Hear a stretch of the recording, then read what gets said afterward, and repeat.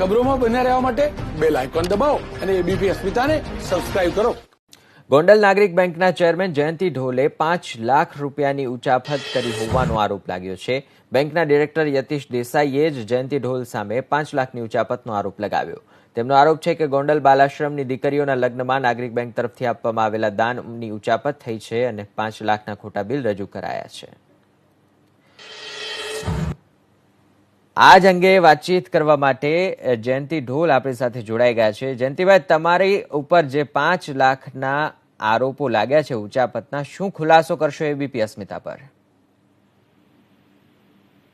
Hello. હા જયંતિભાઈ, અવાજ આવે છે મારો?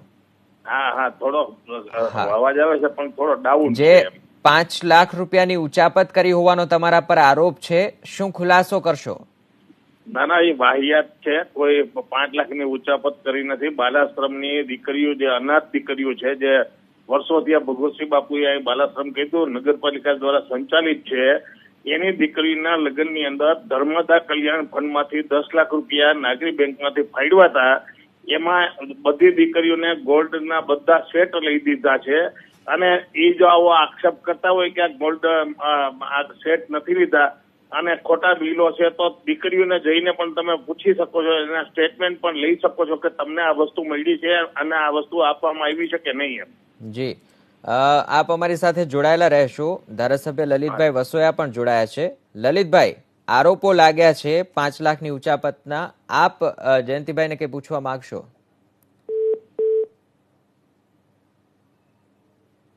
લાગે છે લલિતભાઈ સાથે સંપર્ક કપાયો છે. જયંતિભાઈ, જે યતીશભાઈ દેસાઈએ જ આરોપ મૂક્યા છે, ખુદ ડિરેક્ટરે આરોપ મૂકવાની એવી તો શું ફરજ પડી? અને જે રીતે આપ કહી રહ્યા છો કે તમે બિલની પણ તપાસ કરી શકો છો, પછી તેમણે આરોપો કેમ મૂક્યા? એને જે ફરજ મૂકી ચૂંટણીમાં, નાગરિક બેંકની ચૂંટણીમાં અમારી સામે લડ્યા હતા, એટલે રાજકીય રીતે આક્ષેપ કરવા માટે ચૂંટણી. ઓકે, યતીશભાઈને જ પૂછી લઈએ. યતીશભાઈ જોડાયા છે. યતીશભાઈ, શું આ રાજકીય આરોપ છે કે પછી આપની પાસે કોઈ સચોટ પુરાવો? એમને જે ખુલાસા કરવા હોય તે કરી શકે છે, પરંતુ જે બિલો મૂક્યા છે એ બિલોની જે નગરપાલિકામાં, જે ગામની નગરપાલિકામાં મેં આરટીઆઈ નો જવાબ પણ સાથે રજૂ કર્યો છે, એ આરટીઆઈ નો જવાબમાં એવો જવાબ આવ્યો છે કે આવી નામની કોઈ દુકાન અમારા રજીસ્ટરે નોંધાયેલી જ નથી અને આવી દુકાન આ સ્થળ ઉપર હયાત નથી. બરાબર. જયંતિભાઈ, તદુપરાંત સાંભળો. હા. તદુપરાંત એવા બિલો, તમે કોઈ પણ સોનાના દાગીના ખરીદો તો એ બિલ જીએસટી સાથે ન હોવું જોઈએ. આમાં માત્ર શોપ લાયસન્સ ને મોબાઈલ નંબર લખેલા છે.